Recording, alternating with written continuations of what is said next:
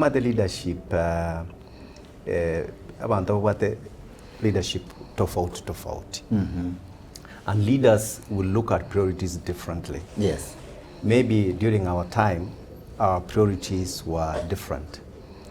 And because we believed in the form government, we needed to have a lot of public participation and inclusivity. Koleta abantu amo. Bonsi, fanya biashara, wa juu, wa chini, ibintu mnebyo.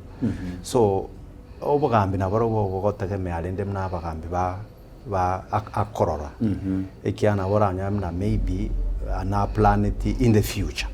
You know, I'm hoping then the current leadership has done like 50% of their term. Yes. Maybe I believe in the next 2.5 years or 2 years, he will maybe get to bring people together in the manner you have said. Yes.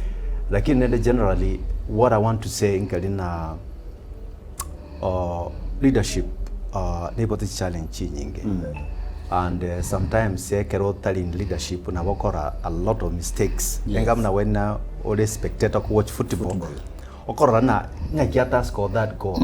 It was easy. Kwama konyora na sometimes you can even get violent. Yes. When you are in leadership, it's completely because there is a whole generation that has come. There are new challenges. Kadalika na kadalika. You go in that area, and maybe there is still time. Okay. They will get there.